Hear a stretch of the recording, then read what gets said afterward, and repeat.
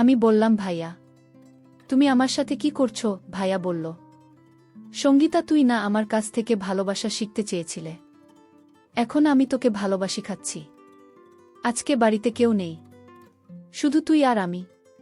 আজকে তোকে ইচ্ছামতো ভালোবাসা শেখাতে পারবো। আমি বললাম, ভাইয়া ভালোবাসা কি এভাবে শিখতে হয়? ভাইয়া বলল, পরে বই ভালোবাসা এভাবে শিখতে হয়। এই বলে ভাই আমাকে বৃষ্টির রাতে একা পেয়ে নির্জন রুমে ধাক্কা মেরে দিয়ে আমার সাথে যা করল তা শুনলে বন্ধুরা তোমাদের মাথা গরম হয়ে যাবে। বন্ধুরা, গল্পটি অনেক অনেক ইন্টারেস্টিং। আশা করি গল্পটি শুনে তোমরা অনেক মজা পাবে। তোমাদের নিকট আমার ছোট্ট একটি অনুরোধ, তোমরা দয়া করে আমার চ্যানেলটিকে সাবস্ক্রাইব করে আমাকে সাপোর্ট করবে। হ্যালো বন্ধুরা, কেমন আছো তোমরা? আশা করি ভালো আছো। বন্ধুরা, আমি সঙ্গীতা। বর্তমানে আমার বয়স 22 বছর। বর্তমানে আমি একটি বিশ্ববিদ্যালয়ে এমবিএ করছি। আজকে আমি তোমাদেরকে যে গল্পটি বলবো সেটি আমার অতীতের একটি বেদনাদায়ক বাস্তব ঘটনা। তখন আমার বয়স 13 কিংবা 14 হবে। আমার বাপ চাচারা মোট 2 জন। আমার আব্বু চোট আর আমার চাচ্চু বড়। আমার এক চাচাতো ভাই ছিল, তার নাম ছিল শুভঙ্কর। আমার আব্বু এবং চাচুর মধ্যে খুবই মিল মহব্বত ছিল। মোট কথা হচ্ছে, আমাদের বাপ চাচাদের মধ্যে খুবই অন্তরঙ্গ সম্পর্ক ছিল। আমার আব্বুর কোনো ছেলের সন্তান ছিল না। আমরা 3 বোন ছিলাম, বোনের মধ্যে সবার ছোট ছিলাম আমি। আর এদিকে আমার চাচুর কোনো মেয়ের সন্তান ছিল না, একটি মাত্র ছেলে শুভঙ্কর। সে ছিল খুব আদরের। ছেলেকে অনেক বেশি আদর করতেন আমার চাচা। আমার চাচাতো ভাই আমার চেয়ে 6 থেকে 7 বছরের বড় হবে। আমার অন্য বোনদের চেয়ে আমার চাচাতো ভাই আমাকে অনেক বেশি ভালোবাসত। আমার প্রতি তার নজরে ছিল ছোটবেলা থেকেই অন্যরকম। আমিও দেখতে শুনতে একেবারেই খারাপ ছিলাম না, মোটামুটি সুন্দরী ছিলাম। যে কারণে আমার চাচাতো ভাই আমি যখন কোনো কিছু বুঝতাম না তখন প্রায় বিভিন্ন সময়ে খেয়ালিপনার চলে আমার সাথে বাজে আচরণ করত। আমি এটাকে তেমন বেশি কিছু মনে করতাম না। আর ভাইয়া সবসময় আমার সাথে হাসি মুখে কথা বলত, আমাকে খুশি রাখার চেষ্টা করত। তাই আমি ভাই আর বিরক্ত হতাম না। আমার বয়স যখন 6-7 বছর, তখন ভাইয়া প্রতিদিন আমাকে দোকান থেকে মদ কিনে দিত, চিপস, বিস্কিট, চকোলেট আরও বিভিন্ন কিছু কিনে আমাকে দিত। আর শুধু আমার প্রতি অপলক দৃষ্টিতে ভাই আছে থাকত। তখন আমি ভাইয়াকে বলতাম, ভাইয়া তুমি আমার দিকে এভাবে চেয়ে থাকো কেন? তুমি এভাবে চেয়ে থাকলে আমার খুব ভয় লাগে। তখন ভাইয়া আমাকে বলতো, আরে লক্ষ্মী, হীরা, মানিক, কলিজা আমার, তোমাকে আমার খুব ভাল লাগে, যে কারণে আমি তোমার দিকে চেয়ে থাকি। মন চায় সারাদিন তোমার দিকে চেয়ে থাকতে। তুমি বোঝো না কেন সুন্দরী, তুমি আমাকে ভালোবাসবে। তুমি যদি আমাকে ভালোবাসো তাহলে তোমাকে আরও আরও অনেক বেশি চকলেট কিনে দেব। আমি তখন ভাইয়াকে বললাম, ভাইয়া ভালোবাসা কি, কিভাবে ভালোবাসে, আমাকে একটু শেখাবে? তখন আমার বয়স ছিল 7 থেকে 8। ভাইয়া আমার মুখ থেকে এরকম ধরনের কথা শুনে আমাকে বলল, হ্যাঁ সুন্দরী, তোমাকে তো আমি ভালোবাসি, খাবি? তুমি আরেকটু বড় হও, তাহলে তোমাকে আমি ভালোবাসা শেখাতে পারব। এখন তো তুমি ছোট, ভালোবাসা কি তা তুমি বুঝবে না। আমি বললাম, আচ্ছা ঠিক আছে ভাইয়া, তাহলে আজকে সন্ধ্যায় আমার জন্য অনেকগুলো মজা আনবে। কেমন? ভাইয়া বলল, ঠিক আছে ম্যাডাম, আজকে তোমার জন্য অনেকগুলো মজা নিয়ে আসব। তারপর ভাইয়া বাজারে চলে গেল। বাজার থেকে সন্ধ্যায় আসার সময় আমার জন্য অনেকগুলো মজা নিয়ে আসলো। মজা নিয়ে এসে আমাকে ডাক দিল, কিন্তু আমাকে ভাইয়া কোনোভাবেই মজা দিচ্ছে না। আমি বললাম, ভাই আমার মজা কোথায়? তাড়াতাড়ি আমাকে মজা দাও। ভাইয়া বলল, এই দেখো তোমার মজা, কিন্তু তোমাকে আমি মজা দিব না। আমি বললাম, কেন ভাইয়া, আমি কি করেছি যে আমাকে মজা দেবে না? ভাইয়া বলল, তুমি কিছু করো নাই, কিন্তু তোমাকে একটা কাজ করতে হবে, না হলে আমি তোমাকে মজা দিব না। আমি বললাম, ভাইয়া কি কাজ? ভাইয়া বলল, এদিকে আসো, তুমি আমার কাছে আসো। কানে কানে বলি। ভাইয়ের হাতে মজার পুটলি দেখে তো আমার মন কোনোভাবেই মানছে না। আমি বললাম, ঠিক আছে ভাইয়া, আমি তোমার কাছে আসছি। তুমি আমাকে কানে কানে বল, কেন তুমি আমাকে মজা দেবে না?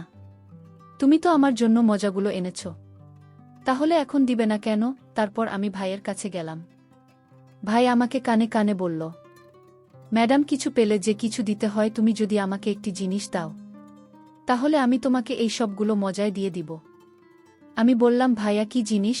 কি দিলে তুমি আমাকে সবগুলো মজাই দিয়ে দিবে? ভাইয়া বলল, এই যে দেখো তোমার হাতের আংটি, এই আংটিটা যদি আমাকে দিয়ে দাও, তাহলে আমি তোমাকে সবগুলো মজায় দিয়ে দিব। আমি বললাম, আচ্ছা ঠিক আছে ভাইয়া, এই নাও আমার হাতের আংটি। তারপর ভাইয়া আমার হাতের আংটিটা নিয়ে আমাকে সবগুলো মজা দিয়ে দিল। আমি সবগুলো মজা অর্থাৎ চিপস, বিস্কিট, চকোলেট আরও অনেকগুলো মজা নিয়ে নিলাম এবং সেগুলো খুব মজা করে খেলাম। এভাবেই চলছিল আমার জীবন, আমার পড়ালেখা। আস্তে আস্তে আমার বয়স বাড়তে লাগল। আমার যখন 13 কিংবা 14 বছর বয়স, তখন ভাইয়া কেমন জান অদ্ভুত নজরে আমার দিকে চেয়ে থাকত। আমাকে বিভিন্ন জায়গায় ভাইয়া মোটরসাইকেল নিয়ে ঘুরতে নিয়ে যেত। মোটরসাইকেল দিয়ে যখন ঘুরতে নিয়ে যেত, তখন মাঝে মধ্যে হার্ট ব্রেক করত, আর এতে ভাইয়া অন্যরকম একটা অনুভূতিশীল করত। আমার তখন বাড়ন্ত বয়স, আমার সবেমাত্র ফুটেছে।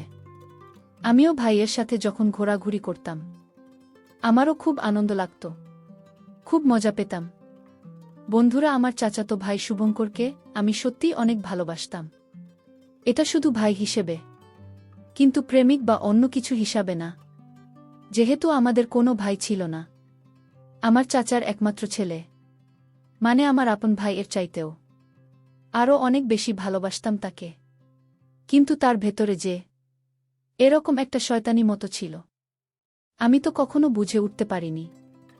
বন্ধুরা, তখন আমি ক্লাস 8ম শ্রেণীতে পড়ি, আর তখন ভাই আর রাত্রে মাঝে মধ্যেই আমাকে অঙ্ক করাতে আসত।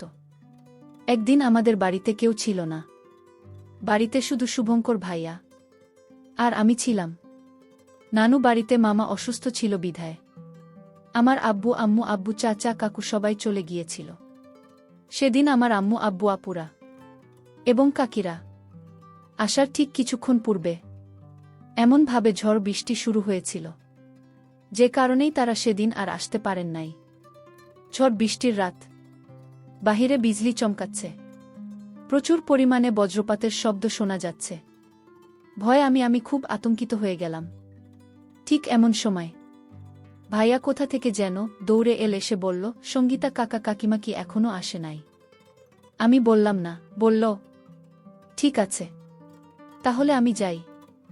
আমি বললাম, না ভাইয়া, তুমি কোথাও যেও না, আমার খুব ভয় করছে। দেখো না কিভাবে বিজলি চমকাচ্ছে আর জোরে জোরে বজ্রপাতের শব্দ শোনা যাচ্ছে। বাড়িতে আমি একা, আমার খুব ভয় লাগছে ভাইয়া। ভাইয়া বলল, আচ্ছা ঠিক আছে, তাহলে আমি একটু ফ্রেশ হয়ে আসছি। আমি বললাম, আচ্ছা ঠিক আছে ভাইয়া, তুমি একটু তাড়াতাড়ি চলে এসো। আমি ভাইয়ের জন্য অপেক্ষা করতে লাগলাম। 45 মিনিট পরে ভাই আমার কাছে চলে আসলো। ভাইয়া এসে আমাকে বলল, সঙ্গীতা, আজকে বাড়িতে কেউ নেই, শুধু তুমি আর আমি। আজকে তোমাকে আমি ভালোবাসি খাব। তুমি বলেছিলে না আমাকে? ভাইয়া, আমাকে তুমি কি একটু ভালোবাসতে শেখাবে? তখন তোমার বয়স খুব কম ছিল, যে কারণেই তোমাকে ভালোবাসা শেখাতে পারি নাই। আর এখন তুমি মোটামুটি 14-15 বছরের যুবতী, এখন তোমাকে ভালোবাসতে শেখানো যাবে। তুমি বলেছিলে না সঙ্গীতা, ভালোবাসা কি, ভালোবাসা কেমন, ভালোবাসা কাকে বলে, ভালোবাসা কিভাবে হয়? আজকে সারা রাত আমি তোমাকে সেই ভালোবাসার ক্লাসেই করাব। সঙ্গীতা, তুমি কি আমার সাথে ভালোবাসার ক্লাস করতে আগ্রহী? সঙ্গীতা বলল, ভাইয়া, আমি তো তোমাকে অনেক দিন আগেই বলেছিলাম, আমাকে একটু ভালোবাসা শেখাও না।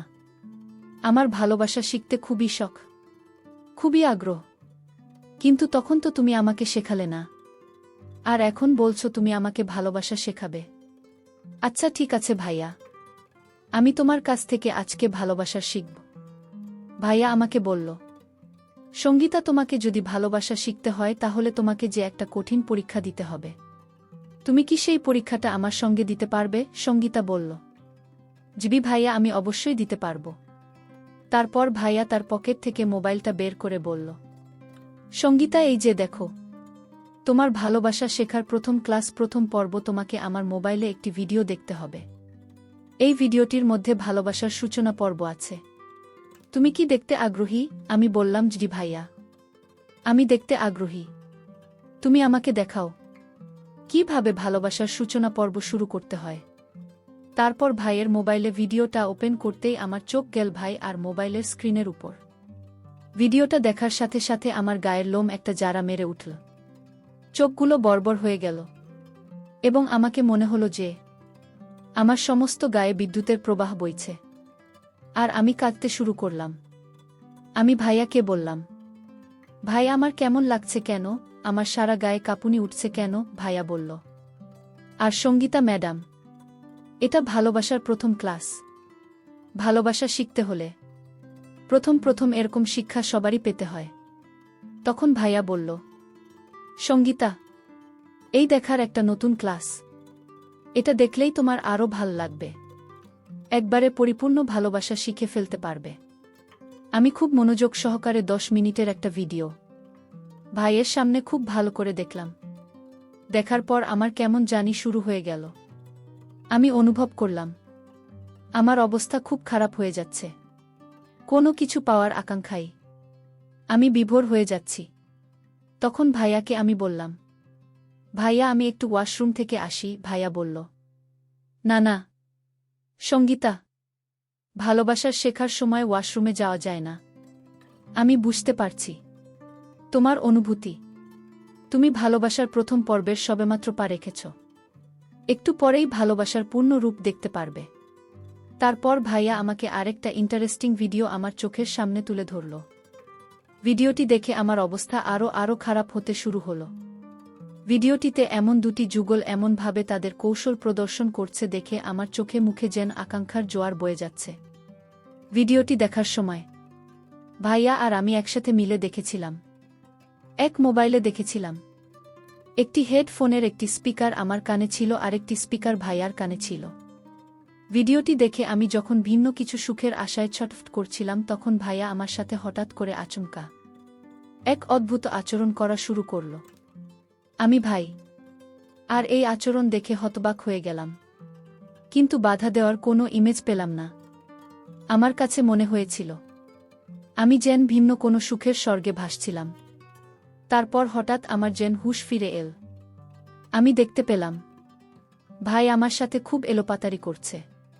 তারপর আমি ভাইকে বললাম, ভাইয়া, তুমি আমার সাথে কি করছো? ভাইয়া বলল, সঙ্গীতা, তুই না আমার কাছ থেকে ভালোবাসা শিখতে চেয়েছিলে, এখন আমি তোকে ভালোবাসি খাচ্ছি।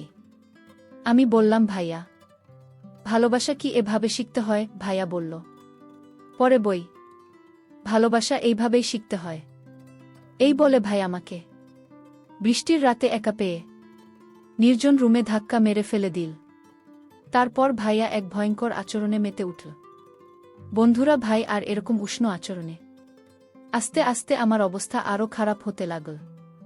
এমনিতেই আমার বাড়ন্ত বয়স ছিল, আর তার মধ্যে এইরকম অপ্রত্যাশিত আচরণ এর মোহে আমি যেন অস্থির হয়ে যাচ্ছিলাম। তারপর বন্ধুরা 2 থেকে 3 ঘন্টা কেমন যেন এক স্বর্গীয় সুখের মাতম দে হারিয়ে গিয়েছিলাম ভিন্ন এক গ্রহে। সেদিনের পর থেকে বন্ধুরা, আমি আর ভাই আর ধারেকাছেও চাই না।